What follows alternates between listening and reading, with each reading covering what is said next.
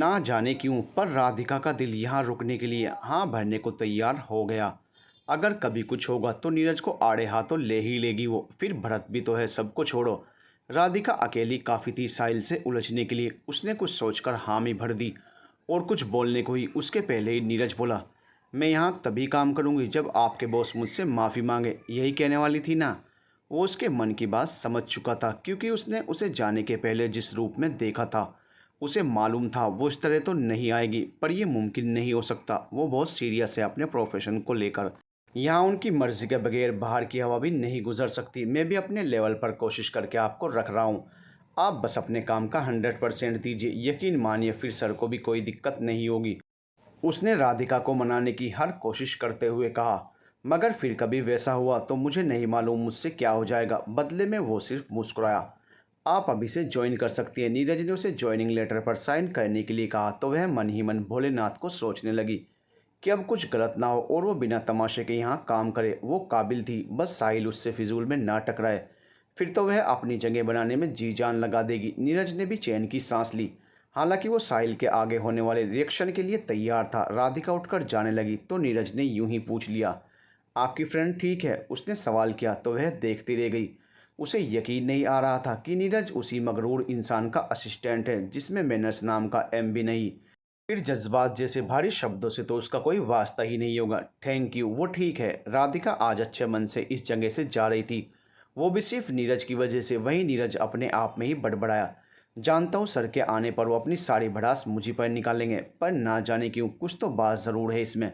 वरना आज तक सभी लड़कियों को साहिल सर के सामने या उनके साथ काम करने के लिए हमेशा हाँ में हाँ मिलाते ही देखा है। और दूसरी तरफ ये है जो किस तरह उलझ गई थी। मुझे ये लड़की सही लग रही है आगे के लिए भी, जैसे यही है जो सर को संभाल पाने की हिम्मत रखती है। वो सोचता हुआ चाबी उठाकर चल दिया। उसे साहिल को लेने भी जाना था। वहीं दूसरी तरफ साहिल खुद ड्राइव करके आ चुका था।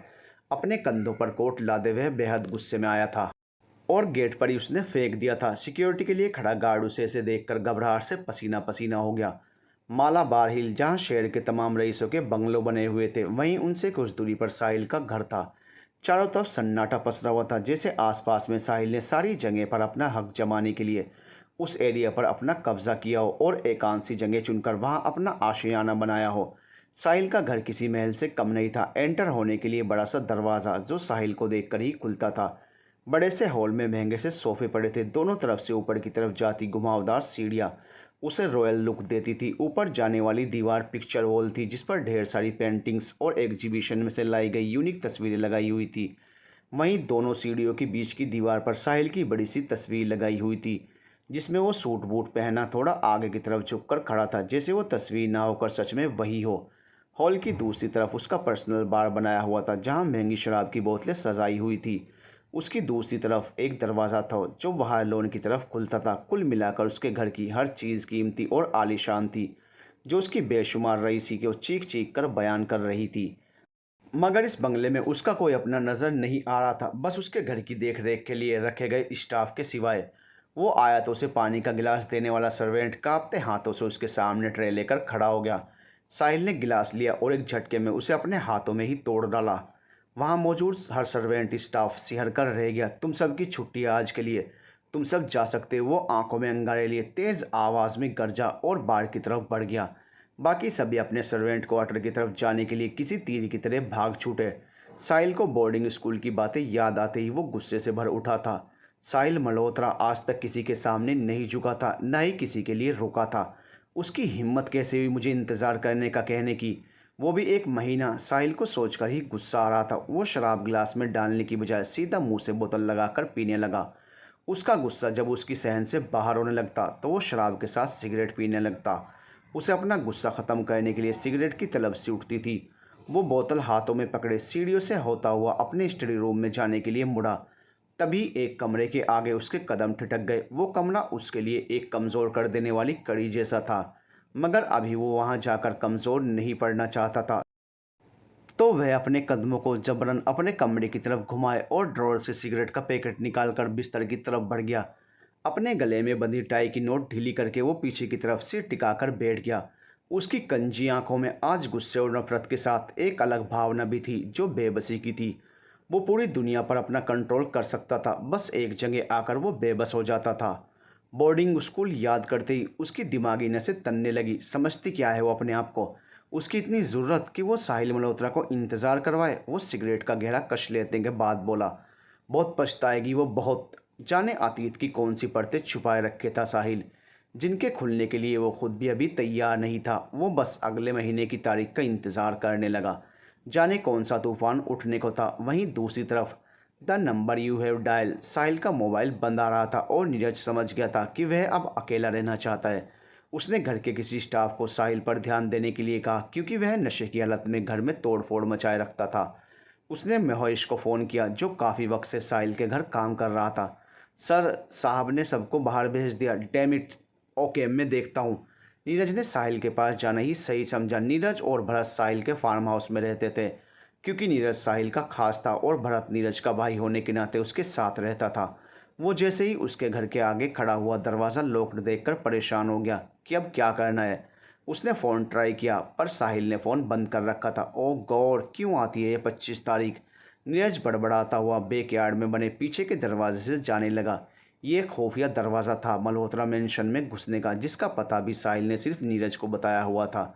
नीरज अंदर चला गया और हॉल में गया तो उसकी नज़र टूटी गिलास और बोतलों पर गई। हो गया काम। वो ऊपर जाता हुआ उसे आवाज़ देने लगा, साहिल सर। आखिर में वो उसके कमरे तक जा पहुंचा। वहां बिखरे से कमरे में वो खुद भी बिखरा हुआ अधलेटा सा बिस्तर पर लेटा था। नज़दीक जाकर देखा तो उसकी आंखों से डर लगने लगा। गुस्से में बेहद लाल वो खामोश सा छत की तरफ देख रहा था। सर, वो हौले से बोला, मैं ठीक हूँ, मुझे किसी की ज़रूरत नहीं है। साहिल उसी अंदाज में ऊपर देखता हुआ बोला, सर रात का 1 बज रहा है, आप सो जाइए। और ये वो शराब की बोतल लेने के लिए हाथ बढ़ाता हुआ बोला, ये मुझे दीजिए। I said leave me alone. Neeraj, वो इस बार उठ बैठा था। क्यों सहते हो आप इतनी तकलीफ? कुछ बताते क्यों नहीं? जब भी वहाँ से लौटते हो आप साहिल मल्होत्रा हो। आपके कहने भर से सब हो जाएगा। कुछ जगह ऐसी होती हैं जहाँ इंसान का बस नहीं चलता, और वो जगह उनमें से ही एक है। उसकी आवाज़ में गहराई थी। सर, मुझे किसी की सिंपत्ति नहीं चाहिए। You may leave. आखिर कब तक सबको यूँ जाने दोगे आप? नीरज, साहिल लड़खड़ाया पर गिरा नहीं। सर संभल के, आप नशे में हो। वो उसे संभालने के लिए हाथ बढ़ाने लगा। कोई भी नशा मुझे गिराने की हिम्मत नहीं रखता। I am fine. वो नशे में भी पूरे होश में खड़ा रह सकता था। वो खिड़की के पास जाकर सिगरेट पीने लगा। सर, मैं यहाँ, कोई ज़रूरत नहीं है, तुम जाओ। उसके जाने से पहले ही साहिल बोला, कल की सारी मीटिंग्स का शेड्यूल भेजो मुझे, मुझे बहुत से काम करने हैं कल। सर, वो चला गया क्योंकि वो जानता था कि साहिल को कुछ भी कहना बेकार है। हाँ, ये बात सही थी कि साहिल पर किसी नशे का असर नहीं होता था, क्योंकि वो सबको अपने वश में करना जानता था। वो अपने आप को संभालने की पूरी हिम्मत रखता था। वो चला गया। वहीं दूसरी तरफ नीलम और कल्पना राधिका की बात मानकर हॉस्टल आ चुकी थी। राधिका ने उन दोनों को जॉब वाली बात बता दी थी, जिस पर वो बहुत नाराज़ भी हुई। पर राधिका ने अपने तरीके से मना ही लिया। तो क्यों गई वापस वहाँ? मुझे जॉब की ज़रूरत है, और वैसे भी मैं किसी से दबकर नहीं रहने वाली। मुझे अपनी जगह बनानी आती है। पर वर्क कुछ नहीं, सब सही हो जाएगा, ट्रस्ट मी। रात बहुत हो गई है, अब तू रेस्ट कर ले। राधिका नीलम को कंबल ओढ़ाते हुए बोली और पास ही के बिस्तर पर खुद लेट गई। राधिका करवटें बदलते हुए अपनी निजी ज़िंदगी के बारे में सोचने लगी। राधिका एक मिडिल क्लास लड़की थी जो डांस स्कूल में बच्चों को डांस सिखाती थी, जिससे उसका खुद का खर्च भी मुश्किल से निकल पाता था। उसे नौकरी की सख्त ज़रूरत थी, पर उसे पता नहीं था कि भगवान इस तरह उस पर मेहरबान हो जाएंगे। उसकी माँ तो उसे उसकी बहन की डिलीवरी के वक्त ही छोड़ गई थी, और साथ ही वो इकलौती संतान रह गई थी। उसका तो जैसे बचपन ही छिन गया था। फिर उसने जब से होश संभाला था, पापा शराब के नशे में धुत रहते थे। वो बोर्ड एग्ज़ाम्स में थी कि उसके पापा का लीवर ख़राब होने से वो भी उसे छोड़कर चले गए। साल भर तो वो खुद को संभाल ही नहीं पाई थी कि ज़िंदगी किस मोड़ पर चली जा रही है, जिसके कारण उसकी पढ़ाई का पूरा एक साल बर्बाद हो गया। चाचा चाची ने उसे अपने साथ रखा, पर जैसे जैसे वो समझदार होने लगी, उसे चाची घर खर्च गिनाने लगती या अपने एहसान जताने लगती। उसे एहसास कराया जाता कि वो उनके लिए सिर्फ एक बोझ बनकर रह गई है। एक वक्त पर आकर राधिका ने भी अपने पैरों पर खड़े होने का तय कर लिया था और मुंबई आ गई थी। फिर यहीं से अपनी आगे की पढ़ाई ख़त्म करके वो ग्रेजुएट डिप्लोमा ले चुकी थी और अब डांस स्कूल में डांस सिखाकर अपने हॉस्टल का खर्चा उठा पाती थी। साथ ही ऑफिस वर्क सीखने के लिए कोई कोर्स कर रही थी। उसने चाची के घर उस दिन के बाद से ही जाना छोड़ दिया था, जब उसकी चाची ने सीधे ना कहकर भी ये कह दिया था कि उसके लिए अब जगह नहीं है, क्योंकि उनके बेटे की शादी के बाद घर में एक सदस्य बढ़ जाएगा और चाचा जी की कम आमदनी में इतने लोगों का खर्चा नहीं चल पाएगा। राधिका उसूलमंद लड़की थी, उसे अपनी सेल्फ रिस्पेक्ट जान से भी ज़्यादा प्यारी थी। बस तब का दिन था और आज का दिन था, वह खुद को अनाथ ही बताने लगी और घर वालों के होते हुए भी कॉलेज के हॉस्टल में रहती, जहाँ उसकी दो सहेलियाँ बन चुकी थी। नीलम और कल्पना दोनों उसे अपनी बहन की तरह मानती थी। फिर जिंदगी जिसे खून के रिश्ते नहीं देती, उन्हें अपने पन वाले रिश्ते देने में ज़रा सी भी कसर नहीं छोड़ती है। उन दोनों ने इतने वक्त से उसका साथ दिया था, तो अब नीलम को ज़रूरत थी तो वो कैसे उन्हें मना करके जाने देती। राधिका ने इसीलिए मल्होत्रा इंडस्ट्रीज ज्वाइन करने का फैसला लिया। उसको बिल्कुल दरनिकार करते कि वो जाने कैसे साहिल जैसे बदतमीज़ और मगरूर इंसान को बर्दाश्त कर पाएगी। राधिका अगले दिन ही वक्त से पहले ही पहुंच चुकी थी। उसने रात को ही तय कर लिया था कि वह साहिल से उलझेगी ही नहीं, बस अपना काम करेगी और वापस लौट आएगी। अब आगे देखना था कि ये कहाँ तक संभव हो सकता था। वो ऑफिस के कलीग से दूरी बनाए रखना चाहती थी, लेकिन उसे काम समझने के लिए किसी न किसी की मदद तो लेनी ही थी। वो रोहन के पास जाकर कुछ ज़रूरी डिटेल्स नोट करने लगी, क्योंकि उसे साहिल का आज का शेड्यूल भी बनाना था। सबको लगा था कि शायद आज भी साहिल ना आए, क्योंकि वो अक्सर 25 के अगले दिन लेट तक आता था या घर से काम कर लेता। उसका 25 तारीख वाला रहस्य कोई जान ही नहीं पाया था और ना ही कोई जानना चाहता था। सब उससे सीमित दूरी बनाए रखना ही सही समझते थे और सब खुश भी होते कि वो साल में कम से कम कोई छुट्टी तो ले। पर आज जाने क्या बात थी कि वह दिन की शुरुआत में ही आ गया था। नीरज उसके पीछे आ रहा था। Good morning sir, good morning sir. रोज़ की तरह सारा स्टाफ उसे खड़े होकर विश करने लगा। साहिल अपनी ही अकड़ में रुका। मुझे डेली विश करने की ज़रूरत नहीं है, बस आप लोग अपने काम में अपना 100% दीजिए तो मैं समझ जाऊंगा आपने मुझे विश किया है। वो हर दिन कोई ना कोई ऐसी बात ज़रूर कह ही देता था जिसकी वजह से सभी की सुबह ख़राब हो जाती। सारे उतरी हुई शक्ल के साथ यस सर कहकर अपनी जगह पर बैठ गए और वो अंदर चला गया। नीरज, मुझे आज की सारी डिटेल्स मेरी डेस्क पर चाहिए। अपनी बात पूरी करने के साथ ही उसकी नज़र सामने पीठ की लड़की पर जा ठहरी। तुम? वो उसे सामने देखकर बुरी तरह चौंका। सर, ये आपका आज का फुल डे शेड्यूल है, सारी मीटिंग, सारी डिटेल्स सब। राधिका भी उसे देखकर नाखुशी थी, पर उसने प्रोफेशनल अंदाज में कहा, नीरज ये यहाँ कैसे है? Are you out of your mind? वो बिना उसे सुने ही नीरज की तरफ पलटा। सर, नीरज खामोश रहने में ही अपनी भलाई समझता था। नो एक्सक्यूज़ेज़, तुमने इसे, वो आपे से बाहर होता उससे पहले नीरज ने बोलने की गुस्ताखी की। सर प्लीज़, अब वापस नहीं। आई एम सॉरी, बट मैं हैंडल नहीं कर पा रहा था। बहुत इंटरव्यू लिए पर कोई समझ नहीं आया, तो मैंने इसे कल जॉब पर रख लिया है। उसके मुंह से अचानक यही निकला, जिसे सुनकर वो भौहें उठाकर उसे देखने लगा। Oh really? तुम मुझे बता रहे हो? नो सर, बस रिक्वेस्ट है कि give her one more last chance and I will make sure कि अब आपको शिकायत का मौका नहीं मिलेगा। वो अपना लहजा बदलते हुए बोला। एम आई राइट मिस राधिका? नीरज ने उससे पूछते हुए बोला, तो राधिका ने हामी भर दी। वो भी अब बात आगे बढ़ाकर कोई नया तमाशा नहीं चाहती थी। मुझे नीरज से बात करनी है, साहिल ने अपनी चेयर की तरफ बैठते हुए कहा, जिसका साफ मतलब था कि उसे वो बाहर भेजना चाहता था। सुनकर राधिका बाहर निकल गई। उसके बाहर निकलते ही साहिल नीरज पर फटता उसके पहले ही। सर मैं परेशान हो गया इस पूरे वीक में। अब मैंने आपको बिना बताए राधिका को आपकी सेक्रेटरी की जॉब पर रखकर खुद ही अपने पैरों पर कुल्हाड़ी मार ली। प्लीज़ सर, मुझे जॉब से निकाल दीजिए, नीरज इमोशनल होकर बोला। तो साहिल उसे देखता रह गया। बंद करो अपना ड्रामा, कहीं नहीं जा रहे हो तुम और वो लड़की। सर राधिका, नीरज बीच में बोला, जो कोई भी मुझे उससे बहस करने में अपना कीमती वक्त बिल्कुल बर्बाद नहीं करना है। मैं क्या, वो खुद एक हफ्ते में ये ऑफिस छोड़कर चली जाएगी। साहिल मल्होत्रा के सामने कोई टिक पाया है? साहिल ने यह बात जोर से कही थी। वहीं नीरज ने अपने मन में, वो उसे काफ़ी हद तक जानता था, इतना कि उसकी बातें उसे याद हो चुकी थी। साहिल का अच्छा खासा फैला हुआ बिजनेस था। उसकी बहुत सारी कंपनीज थी शहर में और शहर के बाहरी जगहों में भी। फूड प्रोडक्ट एजेंसी तो उसने हाल ही में शुरू की थी। वहीं कंस्ट्रक्शन कंपनी को भी वो अपने नाम ही करने वाला था। और देखते ही देखते सारी कंपनी जो उसे रातों रात और कामयाब बना रही थी, उसका नाम और काम दोनों ही बोलते थे। लोगों को मानना पड़ता था कि उसके जैसा कोई नहीं है जो अकेला इतना सब संभाल पाने की योग्यता रखता हो। वहीं साहिल हर महीने अपनी सारी कंपनीज के खुद चक्कर लगाता और सब में बराबर ध्यान रखता। उसे मालूम था कि बिजनेस वर्ल्ड में अपना नाम बनाए रखना नाम कमाने से ज़्यादा मुश्किल है। वहीं साहिल ने राधिका की मौजूदगी पर बिल्कुल ध्यान नहीं दिया। इसका बड़ा कारण ये भी था कि वो पिछले दिन की बातों से काफ़ी थक गया था और अब उस लड़की के रूप में वो कोई नया ड्रामा नहीं चाहता था। अगर वो सबसे उलझने लगा तो लोगों को लगेगा कि वो उनके लिए अपना कीमती वक्त निकाल रहा है, साहिल अपना वक्त इस वक्त अपने बिजनेस और नए प्रोजेक्ट में लगाना चाहता था।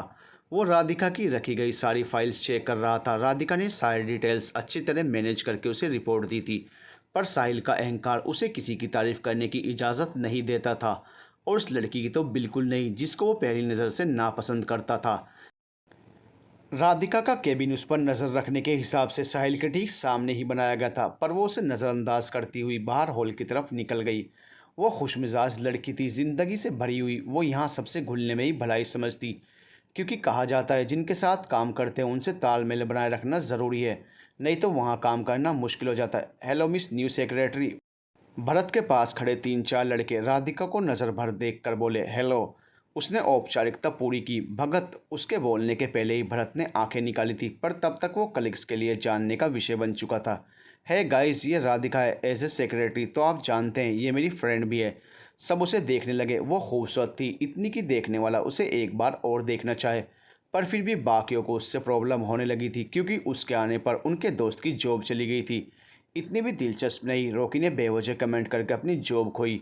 राधिका के जाने पर किसी ने फुसफुसाते हुए कहा, जो उसे सुनाई दे गया, ऐसा है ना, दिलचस्पी लेने की कोशिश आप कीजिएगा भी मत, नहीं तो अगले रॉकी आप भी हो सकते हैं। वो बेफिक्र अंदाज में बोली और आगे निकल गई, और पीछे वे अपना सा मुँह लिए रह गए। वो सब वैसे भी उससे दूर ही रहना सही समझते थे, क्योंकि उसके शुभ कदम पड़ने के पहले दिन ही एक एम्प्लॉय अपनी नौकरी से हाथ धो बैठा था। बाकियों को ऐसी हरकत नहीं करनी थी जिसकी वजह से उनके साथ भी कुछ ऐसा हो। मैं आई कम इन। उसने इजाज़त ली, पर साहिल ने कुछ नहीं कहा। मिस्टर कपूर के साथ आपकी एक मीटिंग होने वाली है शाम को, और अभी आपको मिस्टर मित्तल के साथ कॉन्फ्रेंस कॉल करना है। आई नो, कुछ और है तो बताओ। वो उसे बिना देखे ही बोला। वो सर मैं आई। तब तक नीरज आ चुका था। वो टैब साहिल के सामने करते हुए उसे दिखाता, उससे पहले ही वो बोला, यस नीरज, मुझे अपने अपकमिंग प्रोजेक्ट के लिए एक मीटिंग करनी है। जी सर, तो मीटिंग रूम में सबको बुलाओ राइट नाउ। जी सर। तुम नहीं, ये लड़की करेगी। राधिका ने घूरकर उसे देखा और बोली, राधिका नाम है मेरा, जाकर अपना काम करो। वो रूखेपन से बोला और लैपटॉप में कुछ देखने लगा। नीरज राधिका की शक्ल देखकर बता सकता था कि उसे इस वक्त कितना गुस्सा आया है। वो उसे आंखों से ही बाहर जाने को कहने लगा। राधिका बाहर निकलकर सबको इस बात की इन्फॉर्मेशन देने लगी। कुछ ही देर में सभी प्रेजेंटेशन रूम में मौजूद थे। साहिल के आने पर सभी खड़े हुए। राधिका साहिल की कुर्सी के जस्ट पीछे ही खड़ी थी, ताकि वो उसके कुछ कहने पर तुरंत वो चीज़ नोट डाउन कर ले। राधिका ने प्रेजेंटेशन बोर्ड पर पहले ही सारी डिटेल्स सेट कर दी थी जो साहिल को प्रोजेक्ट समझाने के लिए चाहिए थी। मेरे लिए कॉफ़ी लाओ। साहिल बिना उसे देखे बोला और बोर्ड की तरफ बढ़ गया। मैं मोहन भैया को, मेरी सेक्रेटरी मोहन है कि तुम, वो धीमी आवाज़ में भी जबड़े कसे बोला, तो राधिका कुछ नहीं बोली और चली गई। नीरज सब समझ रहा था कि साहिल के दिमाग में क्या चल रहा है। कॉफ़ी सर्व करने का काम दे ही दिया अकड़ू ने, फिर मुझे खुद की सेक्रेटरी क्यों कहा। दोगला इंसान।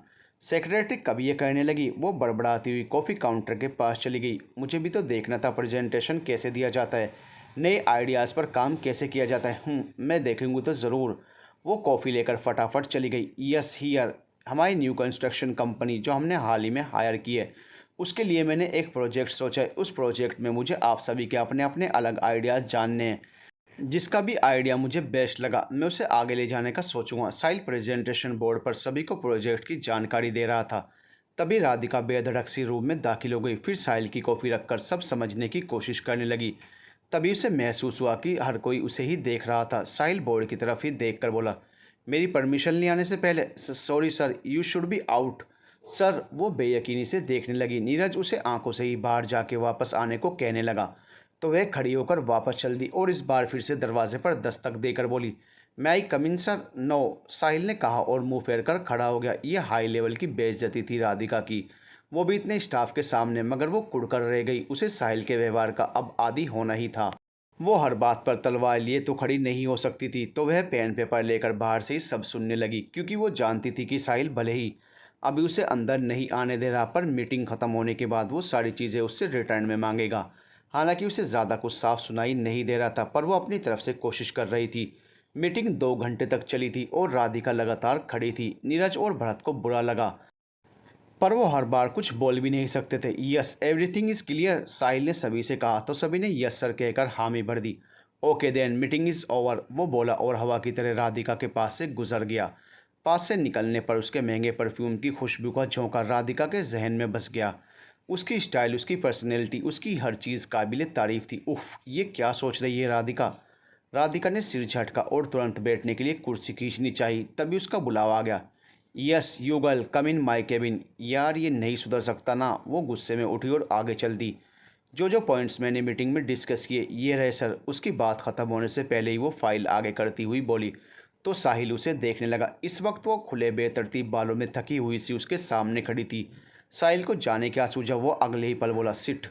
इसे प्रॉपर्टी बनाकर मुझे अभी मेल सेंड करो। राधिका की त्योरियाँ ही चढ़ गई थी। वो इतना लिखी, उसका कोई मायने नहीं। उसे ये सब टाइप भी करना होगा, मगर शुक्र था कि उसे बैठने को तो कहा। साहिल अपनी बात पर गौर करने लगा तो उसके मन से आवाज़ आई, ये कौन सी दया जा गई, और वो भी इस लड़की के लिए। वो अगले ही पल बोला, अपने केबिन में जाकर करो इसे। राधिका पल भर में रंग बदलते उस गिरगिट को देखते रह गई और उठने लगी। तभी साहिल लैपटॉप के पीछे से झांकता हुआ बोला, नहीं अभी करो इसे ऐसे ही। राधिका का दिल कर रहा था कि या तो वो साहिल का सिर फोड़ दे या अपना सर पीट ले। वो बेमन से खड़ी हुई ही काम करने लगी। तब जाकर साहिल को कुछ सुकून सा मिला कि वही है, उसमें कुछ भी बदला नहीं, और वो बदलने वाला इंसान भी तो नहीं। सबके घर लौटने के पहले साहिल ने एक फाइनल मीटिंग रखी थी जिसमें उसने आश्रम बनवाने का फैसला सुनाया था। उसके बताए अनुसार यही लग रहा था कि वो काम तो काफ़ी पहले से ही शुरू हो गया था। अब साहिल को उसके लिए नए आइडियाज़ चाहिए थे, जिसके लिए सभी को 2 दिन का वक्त दिया गया था। राधिका बहुत क्रिएटिव माइंड की थी। वो साहिल की बात सुनकर ही प्रेजेंटेशन के लिए आ गया और भी नए नए आइडियाज़ सोचने लगी। उसने पता किया था कि वह अपनी फूड मेकिंग कंपनी या कंस्ट्रक्शन कंपनी को लेके ही कोई बड़ा प्रोजेक्ट सोचने वाला है। ऑफिस से फ्री होने पर वो घर जाकर भी उसी प्रोजेक्ट पर काम करने लगी, जबकि उसे तो वो काम दिया गया भी नहीं था। वो बस साहिल के सामने अपनी जगह बनाकर दिखाना चाहती थी, जो वो सोच भी नहीं सकता, ताकि वो उससे इस तरह तो पेश ना आए कि उसका काम सिर्फ उसको शेड्यूल बताने जितना, डिटेल्स बताना या चाय कॉफ़ी देने जितना ही नहीं है। उस अकड़ू की तो मैं समझता क्या है खुद को। पूरे दिन चैन से बैठने भी नहीं दिया। राधिका अपने पैर खुद ही दबाते हुए बोली, एक नंबर का दुष्ट इंसान है वो। मन तो कर रहा था भर भर के सुनाऊं, मगर कहने से क्या होगा, करने से होगा। मैं ऐसा आइडिया बताऊंगी कि मुझे मानना ही पड़ेगा। बड़बड़ाते हुए वो फिर से अपने काम में लग गई। क्या हो रहा है? नीलम, जो काफ़ी वक्त से लेटी हुई उससे देख रही थी, अब पूछ बेटी। बस ऑफिस का काम, वो बहाना बनाकर बोली। इतना कौन सा काम देता है वो जो तुझे घर आकर भी करना पड़ता है? उसने नहीं दिया तो मैं बस करना चाहती हूँ यार। वो मेरी सोच से भी ज़्यादा एरोगेंट है। मैं उसे कोई भी चीज़ बताऊँ वो बोलता है आई नो, कुछ और है तो बताओ। हद दर्जे का खड़ूस है वो उसके अंदाज में बोली तो नीलम को हंसी आ गई। यार हद दर्जे का हसीन बोल दे। अच्छा मुझे तो बस ये बता दे, वो कवर मैगजीन में जितना हॉट दिखता है उतना सच में है क्या? वो अचानक उठ बैठी और दिलचस्पी दिखाती हुई बोली। तभी राधिका को साहिल का मीटिंग वाला लुक याद आ गया। जो भी हो, उसकी पर्सनैलिटी सामान्य नहीं थी। वो खुद भी कहाँ सामान्य था। हाँ, वो उससे कुड़ती रहती थी, पर वो ये नज़रअंदाज कैसे कर सकती थी कि वो सच में आकर्षक था। फिर आज उसके नज़दीक से निकलने पर वो परफ्यूम की खुशबू, वो ये सब सोचते हुए ही बोली, वो तो उससे ज़्यादा। राधिका ने दांतों तले जीभ दबाई, तब ध्यान दिया कि वो क्या कहने वाली थी। ओहो, इससे भी ज़्यादा। कल्पना भी अब तक आ चुकी थी। ऐसा कुछ नहीं है, एक नंबर का बदतमीज़ इंसान है वो, जिसे किसी की नहीं पड़ी। बस उसके आगे मुझे कुछ नहीं पता। राधिका पीछा छुड़ाने के लिहाज से बोली। तो वो दोनों हंसने लगी। तुम दोनों का वो इवेंट कैसा गया था, ये बताओ तो। वो बात बदलने लगी। अरे यार, नीलम को तो महीने भर का बेड रेस्ट बता दिया, जाने अब मैं अकेली कैसे कर पाऊंगी। उसने अपनी परेशानी बताई। तू कोशिश कर, हो जाएगा। कुछ ज़्यादा हो तो मुझे बताना, मैं ऑफिस से आने के बाद शाम को तेरे साथ चल ही सकती हूँ। राधिका ने सुझाव दिया। नहीं, वैसे उसकी ज़रूरत नहीं पड़ेगी, पर देखती हूँ यार, कहकर कल्पना मोबाइल में कुछ देखने लगी। फिर किसी को फ़ोन मिलाने के बहाने बाहर चली गई। वहीं दूसरी तरफ साहिल थका हारा शाम तक लौट आया था। आज के नए प्रोजेक्ट में उसे काफ़ी मेहनत करनी थी।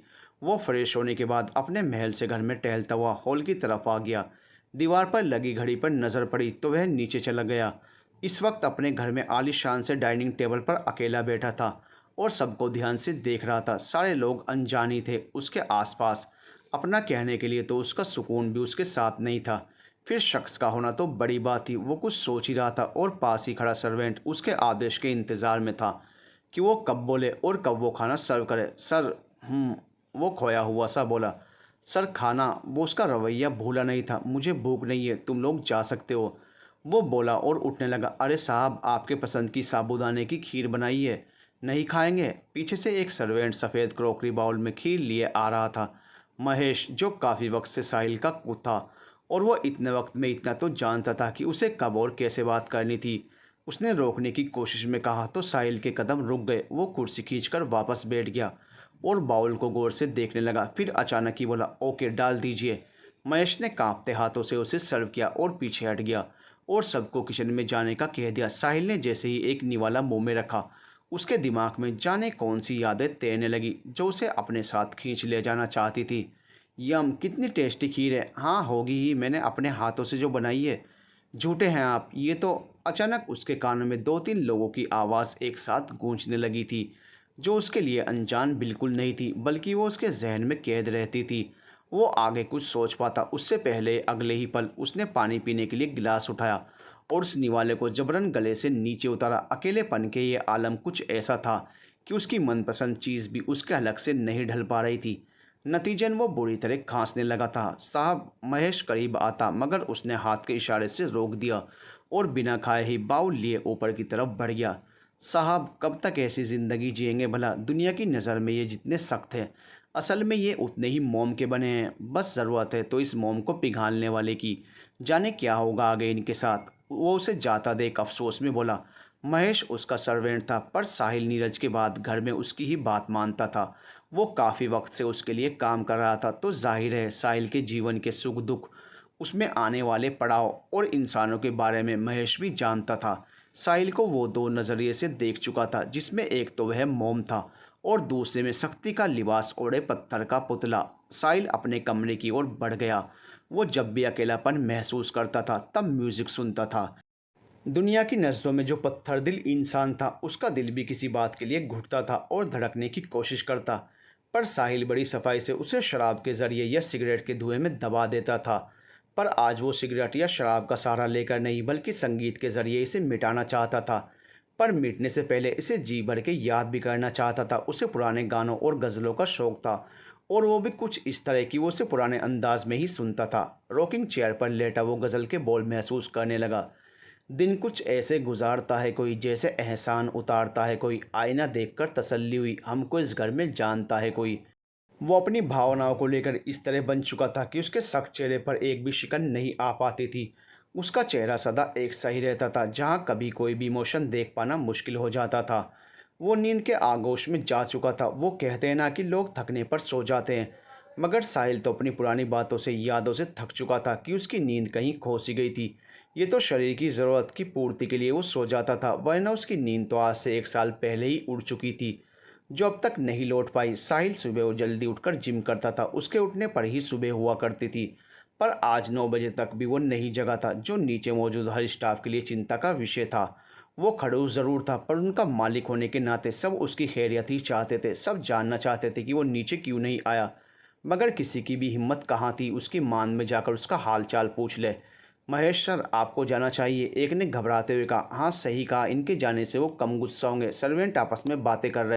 नहीं, मैं कैसे? बिल्कुल नहीं। कल साहब को ज़िद करके मैंने ही खीर खाने को कहा था। हे भगवान, कहीं मैंने उसमें गलती से भी कुछ डाला तो नहीं? उसे इस वक्त खुद पर भी भरोसा नहीं हो पा रहा था। ये आप कैसी बातें कर रहे हैं?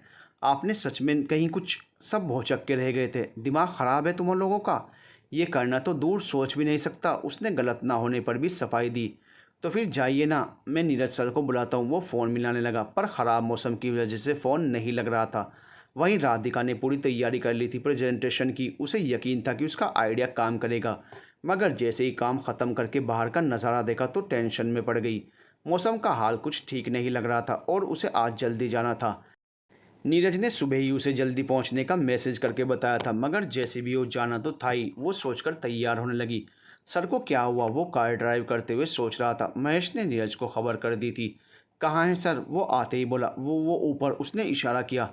तुम सारे के सारे पागल हो? किसी इंसान को देखने के लिए उसके पास तक नहीं जा सके कि वो जिंदा है या? उसे कहते कहते गुस्सा आने लगा था। सर वो, महेश ने कुछ कहना चाहा। बोलिए। वो सर ने कल क्या फिर से शराब? उसने अंदाज़ा लगाया। नहीं, वो साबूदाने की। वो फुसफुसाया। ओह शिट, ये क्या करते हैं आप अंकल? सर को एलर्जी है, आपको पता नहीं क्या? नीरज बाबा, वो सर कल बिना खाए ही जा रहे थे, तो मैंने सोचा कुछ तो, रुकिए मैं ही करता हूँ कुछ। नीरज अपना सिर पकड़े चल दिया। उसने कमरे का दरवाज़ा खोला तो वह सोफे पर लेटा हुआ था। वो नींद में था कि बेहोश, ये कह पाना मुश्किल था। जैसे ही वे आगे पहुंचे उसके मुंह से झाग निकल रहे थे। सर! नीरज चिल्लाया। वो अपना फ़ोन संभालने लगा। वो जल्दबाजी में डॉक्टर को भी नहीं लाया था। उसे खुद पर गुस्सा आने लगा। नीरज डॉक्टर अग्रवाल को कांटेक्ट करने की कोशिश कर रहा था क्योंकि वो साहिल के फैमिली डॉक्टर थे, पर उन्होंने बताया कि वो तो किसी मेडिकल इमरजेंसी के चलते मुंबई से ही बाहर गए हुए हैं। अब नीरज के पास यहीं किसी डॉक्टर को बुलाने के अलावा कोई रास्ता नहीं बचा था। वो खुद किसी को पिक करने जाता ये मुमकिन नहीं था, तो उसने किसी के ज़रिए ही घर पर बुलाना ठीक समझा। वो किसी को फ़ोन करता कि तभी उसके पास राधिका का कॉल आ रहा था। उसने बिना उसे सुने ही कह दिया, राधिका लिसन, अभी मुझे तुम्हारी हेल्प की ज़रूरत है। जी सर। तुम अभी मल्होत्रा मेंशन सर के घर डॉक्टर को भेजो जितना जल्दी हो सके। पर उसे कुछ समझ ही नहीं आया। परवर का टाइम नहीं है, कम फास्ट। उसने अपनी बात कहकर फ़ोन पटक दिया और साहिल को बेड पर लिटाकर इंतज़ार करने लगा। बाहर बारिश ज़ोरों पर थी और राधिका रास्ते में, वो खुद ऑफिस नहीं पहुंच पा रही थी और अब नीरज ने उसे डॉक्टर बुलाने का कह दिया था। ऐसे में वो क्या और कैसे करेगी। नीरज सर टेंस लग रहे थे। ये सुबह सुबह क्या हो गया उस अकड़ू को। वो खुद से ही बड़बड़ाने लगी। भैया हॉस्पिटल ले लो। मैडम ज़्यादा किराया लगेगा। ड्राइवर मौके का फ़ायदा उठा रहा था। अरे ले लेना, चलो तो सही। उसने जैसे तैसे मनाया, पर वो आगे चलकर ट्रैफिक में फंस चुकी थी। लंबा जाम देखकर वो सोचने लगी, इसे क्लियर होने में तो 2-3 दिन लगेंगे। नीरज सर ने जल्दी आने को कहा था तो शायद बात सीरियस होगी। भैया कितना दूर है हॉस्पिटल। अब यहाँ से तो कुछ ही दूरी पर है। ठीक है, आगे मैं चली जाऊँगी यहाँ से। वो बिना सोचे समझे उतरी। ड्राइवर को पैसे थमाए और पानी के तेज बहाव में गाड़ियों के बीच से ही अपनी जगह बनाकर जाने लगी। मैडम कैसे जाएंगे आप। कैब वाला सोच में पड़ गया था। वहाँ साहिल को होश नहीं आ रहा था। नीरज ने अपने ऑफिस एम्प्लॉय को भी कह दिया था, पर बारिश तेज़ होने की वजह से सब जाम है और आने में सबको वक्त ही लगना था। ओ गॉड। राधिका जैसे तैसे हॉस्पिटल पहुंची थी और डॉक्टर को ढूंढने लगी। डॉक्टर इमरजेंसी है, प्लीज़ चलिए। वो जल्दी से किसी केबिन में जाकर बोली, कहाँ। पेशेंट यहाँ नहीं है, फिर कहाँ जाना है। वो घर पर। दिमाग ठिकाने तो है मैडम, या मुंबई में नहीं हो। बारिश देखिए बाहर और आप घर चलने की बात कर रही हो। कहकर वो जाने लगे। तो डॉक्टर आप भी सोचिए, कोई पेशेंट मर रहा होगा। वो ज़रा तेज़ बोली, मैडम ये हॉस्पिटल है तो आप भी एक डॉक्टर हैं, भूल गए। कौन है पेशेंट जिसके लिए आप ऐसे कह रही हैं। साहिल मल्होत्रा। मल्होत्रा मेंशन जाना है। अच्छा ऐसा कहिए ना, चलिए। उसके भाव ही बदल गए थे क्योंकि साहिल जानी मानी हस्ती था जिसके पास पैसे के साथ पावर भी थी। उसका नाम ही काफ़ी था लोगों के लिए। वो फ़ौरन तैयार हो गए और राधिका देखती रह गई कि मतलबी दुनिया के मतलबी लोग किस तरह ओहदे का लिहाज करते हुए ही इनके आगे पीछे दुम हिलाते हैं। बजाय साहिल के कोई आम इंसान होता तो क्या डॉक्टर भरी बारिश में जाता। नहीं, साहिल का खौफ उसे ले गया था। अगर वो आज नहीं जाता और इसका पता साहिल को चलता तो वह तो उसे बर्बाद कर कर ही छोड़ता। खैर राधिका को इस वक्त जल्द से जल्द पहुंचना था। वो जैसे तैसे राधिका मल्होत्रा मेंशन पहुंची। दरवाज़ा डिजिटल लॉक्ड था। राधिका ने नीरज को फ़ोन मिलाया। वो आ चुका था। नीरज ने दरवाज़ा खोला तो ऑफिस का एम्प्लॉय रोहन खड़ा था और पास में ही डॉक्टर। उसे लगा रोहन ही उसे लाया है। वो उसे अंदर ले गया। राधिका जो फ़ोन पर बात करने के लिए कुछ ही दूर गई थी, वापस आने तक दरवाज़ा डिजिटल लॉक हो चुका था। वो समझ ही नहीं पाई कि ये कैसे हुआ। वो बाहर खड़ी इंतज़ार कर रही थी। नीरज डॉक्टर को ऊपर ले गया। डॉक्टर प्लीज़ चेक कीजिए। वो उसका मुंह पोंछते हुए बोला, क्या खाया था इन्होंने लास्ट। साबूदाने की खीर। मिस्टर मल्होत्रा को फूड पॉइजनिंग हुई है। इन्हें एलर्जी है शायद साबूदाने से। वो चेक करके बोले, इन्हें अभी हॉस्पिटल ले जाना होगा। नहीं, बाहर मौसम बहुत ख़राब है, पहुंच ही नहीं पाए तो। अब तो आप अपने हिसाब से ही कीजिए, पर जल्दी। ये किया जा सकता है। डॉक्टर ने उसे स्टमक क्लियर करने के लिए मेडिसिन दे दी ताकि वो वोमिट करे तो उसकी बॉडी से ये सब बाहर आ सके। नीरज के फ़ोन पर राधिका का फ़ोन आ रहा था पर वो रिसीव नहीं कर रहा था। एक तो उसे साहिल के लिए टेंशन थी, दूसरा गुस्सा कि वो वक्त पर डॉक्टर लेके नहीं आई। उसने फ़ोन रिसीव ही नहीं किया। राधिका परेशान हो गई थी। अरे भैया ये दरवाज़ा खोल दीजिए ना, मुझे अंदर जाकर देखना था। वो बाहर खड़े सिक्योरिटी गार्ड के पास जाकर बोली, अरे मैडम आप कौन और कितनी देर से खड़ी हो, क्यों जाना है अंदर। हद है, अंदर जो आपके बॉस हैं उनके लिए डॉक्टर लाई थी। अब डॉक्टर को अंदर ले गए और मैं यहीं रह गई। गार्ड को उसकी बात पर यकीन नहीं था क्योंकि वो उस वक्त नीरज के बुलाने पर अंदर गया हुआ था। अरे मैडम बहुत मिलते हैं ऐसे लोग जो अंदर जाने का बहाना बनाते हैं और फिर। ओ भाई साहब मैं बेसी बिल्कुल नहीं हूँ, मुझे तो बस एक बार अकड़ू को चेक करके ही आना था। सॉरी मैं अंदर नहीं आने दे सकता। ठीक है मैं यहीं वेट कर लूँगी। राधिका दरवाजे के पास ही खड़ी हो गई। उसे पता नहीं क्यों पर जानना था कि साहिल कैसा है। वो इसके लिए बारिश में भी इंतज़ार कर सकती थी और कर भी रही थी। वहीं खड़ा गार्ड उसे घूरने लगा। कुछ देर के बाद साहिल की हालत में सुधार होने लगा था। वो बेहोश तो अब तक था, पर कोई खतरे की बात नहीं थी। तो डॉक्टर ने उसे इंजेक्शन लगाकर आराम करने की सलाह दी और जाने लगे। थैंक यू रोहन, आज तुम वक्त पर नहीं आते तो पता नहीं मैं कैसे हैंडल कर पाता। थैंक यू किस लिए? वो नासमझी में बोला। डॉक्टर को लाने के लिए। नहीं, मैं उनको नहीं लाया था, मैंने तो राधिका को लिफ्ट दी थी। वो बारिश में पैदल ही चली आ रही थी। पूछने पर पता चला कि यहाँ के लिए ही निकली थी। फिर डॉक्टर को देखा, तब उसने बताया कि वो ही उन्हें हॉस्पिटल से लाई, पर कोई कैब नहीं मिली तो ऐसे ही आ रही थी। रोहन ने पूरी बात बताई। ओ, मतलब राधिका ही लाई थी? हाँ, पर जब गेट पर मैंने देखा तब तुम ही खड़े थे। हाँ, क्योंकि वो कोई कॉल पिक करने बाहर गई थी। अरे, मुझे लगा उसने मुझे कितने फ़ोन किए, पर मैंने जवाब ही नहीं दिया। मैं देखता हूँ नीरज के बाहर जाने तक राधिका घर जा चुकी थी। उसे बुरा लगा था कि वह उसे थैंक्स भी नहीं कह पाया, मगर उस वक्त वो कुछ सोचने समझने की हालत में था ही कहाँ। उसे लगा कि कहीं साहिल को कुछ हो न जाए। वहीं दूसरी तरफ साहिल को होश आ गया था और सामने रोहन को पाया। रोहन ने भी मौका देखकर अपनी जगह बनाने का सोचकर साहिल के संशय को सच का नाम दे दिया था और साहिल के पूछने पर यह नहीं बताया कि राधिका डॉक्टर लेकर आई थी। वो उसे जो समझ रहा था वही समझने दे रहा था। साहिल ने कुछ नहीं कहा, बस उसके कंधे पर हाथ रखकर वॉशरूम में चला गया। बॉस की डिक्शनरी में सॉरी और थैंक यू जैसे शब्द हैं ही नहीं। बट कोई ना, मुझे अपनी जगह सिक्योर करनी थी और वो हो गई। आई होप ये झूठ पकड़ा ना जाए, रोहन बड़बड़ाया। कैसा झूठ? तब तक नीरज आ चुका था। कुछ भी तो नहीं। वो सर, अब मौसम कुछ ठीक हो रहा है, आई थिंक मुझे चलना चाहिए। वो पीछा छुड़ाते हुए वहाँ से निकल गया। साहिल को बेतहाशा वोमिट हो रही थी। नीरज को फिक्र हो रही थी, पर डॉक्टर के हिसाब से ये ज़रूरी भी था ताकि उसका स्टमक क्लियर हो जाए। लास्ट में साहिल कमज़ोर सा वॉशरूम से निकला और बिस्तर पर पस्त हो गया। नीरज से साहिल का ये हाल देखे नहीं जा रहा था। सर, क्या हो गया आपको? जिस चीज़ के लिए आप सब छोड़ देते थे। Note again Neeraj. वो नीरज की बात काट कर बीच में बोला। सर, मैं आपकी फेवरेट डिश साबूदाने की खीर की बात कर रहा हूँ। साहिल चुप हो गया। वो आपके फूड पॉइजनिंग की वजह कैसे? और अपनी कितनी अजीज़ और ख़ास चीज़ों से दूरी बनाएंगे? क्यों? जो हो रहा है ठीक है, इनफैक्ट मैं ठीक हूँ। ये बात साहिल ने मुंह फेर कर कही थी, क्योंकि ये सरासर झूठ था। क्योंकि सच तो ये था कि वो ठीक नहीं, और जाने अब कभी होगा भी कि नहीं। उसे ऐसे में ज़रूरत है ऐसे शख्स की जिसकी बाहों में बिखर कर वो कह सके कि नहीं, नहीं हूँ मैं ठीक, और नहीं है कुछ भी ठीक। सही तो कह रहा था नीरज। एक वक्त वो था जब उसकी मनपसंद चीज़ें भी हुआ करती थी, पर अब वो उनसे दूर भागने लगा था। क्या था वो और क्या बनता जा रहा था? नीरज साहिल का करीबी था। वो उसका दर्द महसूस कर पा रहा था। Leave me alone. वो खींच गया। सर, आपको आराम की ज़रूरत है। मुझे सिर्फ वो कहते हुए रुका था। मुझे आराम नहीं करना। मेरी मीटिंग शेड्यूल मेल करो मुझे। वो खड़ा होने वाला था। कैसी बातें कर रहे हैं आप? No never. उसने बड़े हक से उसे वापस बैठा दिया। आप आज ना ऑफिस आएंगे ना घर से काम करेंगे। उसके हुक्म चलाने पर वो उसे घूरने लगा। मैं बस जा रहा हूँ। वो उसके होने वाले गुस्से से पीछा छुड़ाते हुए भाग निकला। वो हर बार भावुक होकर ज़्यादा बोल जाता है। फिर उसे याद आता है कि वो साहिल के सामने इतना नहीं बोल सकता। कभी किसी दिन साहिल अपनी पर आ गया तो शायद वो आगे से कुछ भी कहने का हक खो बैठेगा। वो नीचे स्टाफ को साहिल का ख्याल रखने को कहकर चला गया। पीछे साहिल उठा और बालकनी में सिगरेट पीने बैठ गया। उसे सुकून का दूसरा रास्ता निकालने के लिए यही एकमात्र जरिया मालूम था। वहीं दूसरी तरफ राधिका जाने क्यों साहिल को एक बार देखना चाहती थी कि वो ठीक तो है ना, क्योंकि नीरज के बताए अनुसार साहिल की हालत बहुत ख़राब थी। वो तो कितनी ही देर तक उसके घर के आगे रुकी भी थी, पर बीच में कल्पना का कॉल आ गया था, तब उसे जाना पड़ा। नीलम को डॉक्टर के पास ले जाना था। कल्पना अपने किसी इवेंट का वेन्यू देखने गई थी, इसलिए राधिका को ये काम देकर गई थी। क्या हुआ, तेरा मूड ठीक नहीं लग रहा? लंबी चुप्पी के बाद नीलम ने पूछ ही लिया। कुछ नहीं। वो मूड में नहीं थी। ये कुछ नहीं ना बहुत कुछ छिपाता है, बता। वो मानने वाली थोड़ी थी।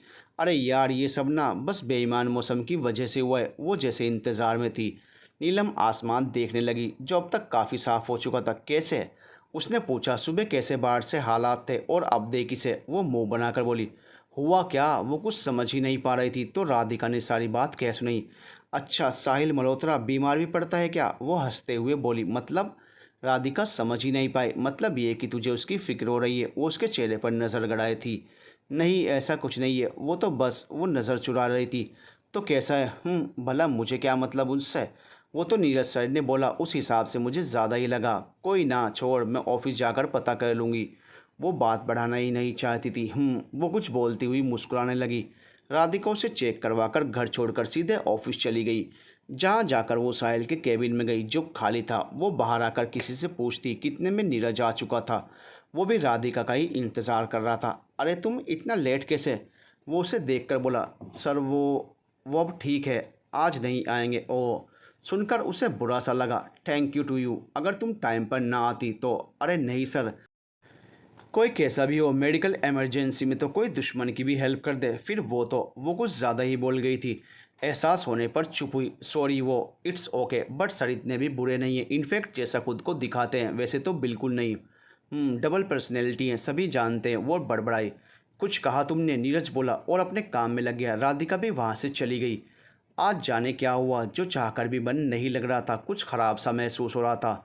फिर भी वो बेमन से काम करने लगी। उसने साहिल को दिखाने के लिए पूरा प्रेजेंटेशन तैयार कर लिया था ताकि कल उसके आते ही वो उसे दिखा सके। शाम तक काम ख़त्म करके वो लौटने वाली थी कि एग्जिट गेट के बाहर ही भरत राधिका के आने की राह देखता मिला। राधिका समझ नहीं पाई क्योंकि आजकल उसका बिहेव वो समझ नहीं पा रही थी। जाने कौन कौन सी फीलिंग लिए वो उसे देखता रहता था। उसकी अजीब नज़रें उसे पूरा दिन अपने ऊपर महसूस हुआ करती थी। दोपहर में भी कॉफ़ी देने के बहाने वो उसके पास जाने की कोशिश करता था, पर राधिका उसे भाव ही नहीं देती थी। आज शाम को घर छोड़ने के बहाने वो एक ही लिफ्ट में उसके साथ गया था। फिर जानबूझकर गलत फ्लोर पर लिफ्ट क्लिक की और उसे देखने लगा। राधिका को ये खलने लगा था। वो अपना टॉप ठीक करने लगी, तभी भरत ने उसका हाथ पकड़ लिया और अजीब सी ही टोन में बोला, यू लुकिंग गॉर्जियस। राधिका की छठी इंद्री सचेत हो गई थी। आज भरत का लहजा बदला सा था। वो उसे कुछ कह पाती तभी लिफ्ट का दरवाज़ा खुल गया और बाकी के लोग उसमें चढ़ गए तो राधिका ने उससे दूरी बना ली। वो घर पहुंचते पहुंचते तो ये भूल भी गई थी। To be continued.